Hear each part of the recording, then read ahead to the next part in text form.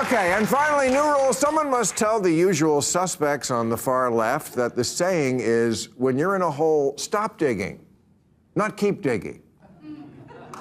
Talk about doubling down on what got you fucked in the first place. Bill Maher destroys Sonny Hostin with brutal jokes on live TV. A heated debate turned into a brutal roast. Maher's unfiltered shots left Hostin stunned. She never saw it coming. If you followed Maher, you know he doesn't sugarcoat his words, and when Hostin stepped into the crossfire, she probably didn't expect to get hit this hard. People were surprised when Maher directed his criticism at Hostin in The View instead of his typical political targets like Trump, whom he did not like. His criticism targets both sides equally. He'll critique your arguments no matter your political stance when he believes your position is unreasonable. And boy, did he call Hostin out. Beyond its comedic value, the dialogue reveals media outlets' preference for creating controversies rather than facilitating dialogues. The View has become a platform that exclusively attacks Trump, while Maher managed to spot this political tactic. His critique targeted both Hostin and the profit-driven media system, which depends on creating outrage. According to Donald Trump, she's a 10. You know that's what it is. I want to be clear, though, it's not her first job. It was her first press briefing. She worked in the previous Trump administration. This is the first time that she's been the... So, what exactly went down? The View has persistently attacked Trump for what seems like an eternity. The co-hosts have analyzed every aspect of Donald Trump, from his intellect to his political positions and private life. Trump's unique personality wouldn't permit him to stay silent in this situation. During a campaign appearance, Trump responded with his signature style by describing Hostin as a dummy. Media outlets reacted with complete hysteria. "How dare he?" they cried. But Trump's supporters, they loved it. His supporters appreciate the confrontational nature of his engagement because it aligns with how he presents himself to the public. Regardless of how people feel about him, they know he'll retaliate if someone launches an attack. Each episode of The View transforms into an anti-Trump demonstration, intensifying its anti-Trump rhetoric. The program members dedicated their time to hurling insults instead of discussing actual policies, and the situation began to deteriorate at that point. I think the other one asking the question is dumber than Kamala, so that's like, she's a dummy. I watched her over the years. That is one dumb woman. Was Trump's insult rude? Yeah. Surprising? Nope. His record of confronting political figures and media personalities extends throughout the years. He'll respond to any attack you make against him. There's just no other way to put it. His dedicated followers appreciate this style of communication. His supporters don't consider his insults immature name-calling because they view them as battling against media organizations that target him. Each time Trump returns fire, his fan base becomes more committed to their support. The View's continuous attacks strengthen Trump's position instead of causing harm. We need to pause and consider the situation. When did politics transform into one continuous cycle of insults? We witness public figures engaging in insult wars instead of having meaningful policy discussions. It's wild. Legal expert can become a fixture on a show like this. And again, I'm so grateful. I admit I may not have spent as much time in a courtroom as you have. So, how did Hostin respond? She refused to accept Trump's offensive remark without fighting back.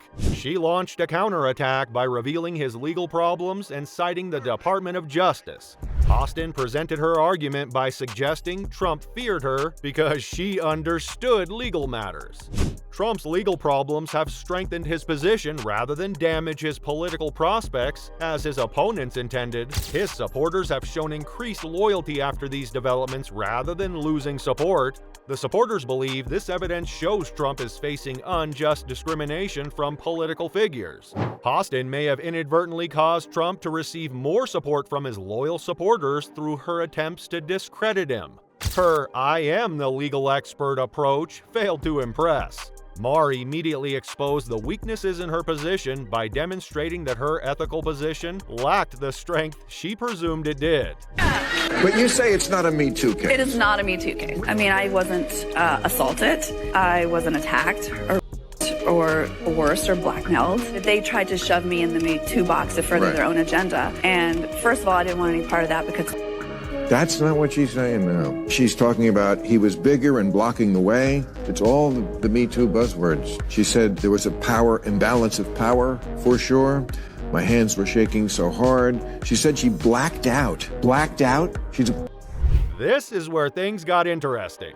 Bill Maher, who has frequently denounced Trump throughout the years, took an unusual position. According to Maher, Trump's popularity increased because of the excessive attention his critics, such as Hostin and The View, paid to him.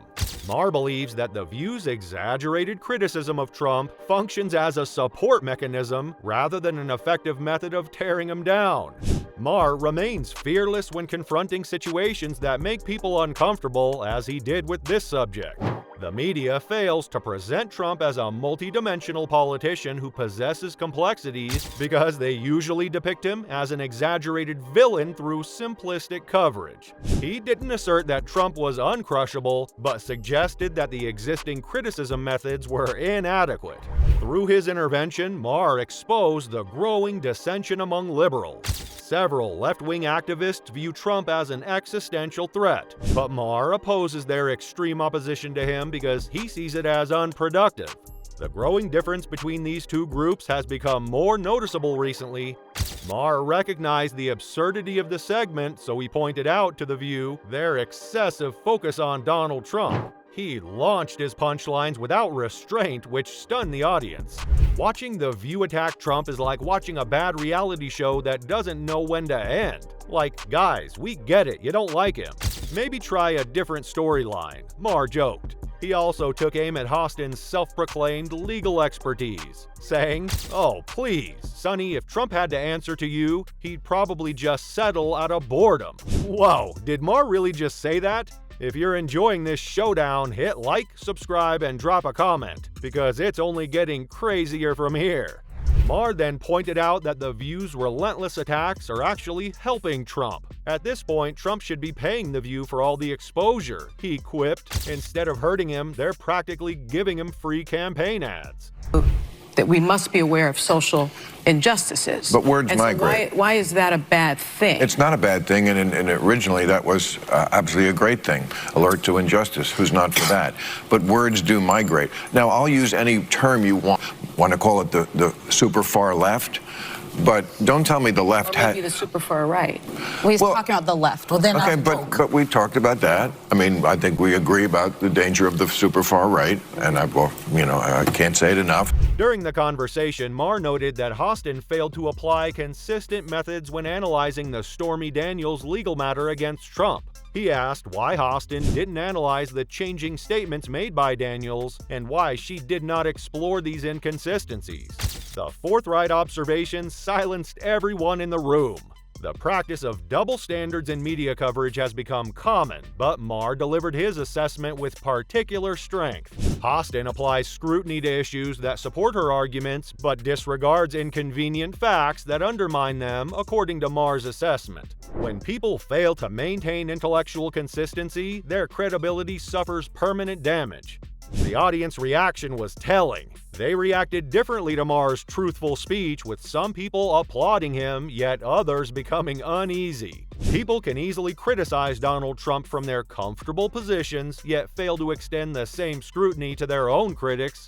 The unwillingness of Maher to show partiality in his outrage makes him both highly controversial and greatly respected among audiences. New York, the one he got convicted for, was the greatest fundraising bonanza ever. He was lagging behind Biden, and now he's pulled quite a bit ahead. That trial was the greatest reason people had to send their checks for Media consumption patterns among people have evolved. People now recognize the artificial anger along with the distorted reporting in mainstream news. Audiences now seek reporters who question both sides instead of continuing to accept partisan news narratives. Many viewers found Maher's criticism of The View to be meaningful because of its relevance to current media trends. Maher used Hostin as an example to demonstrate the media's monotonous and routine coverage. The public craves new viewpoints instead of standard, repetitive statements.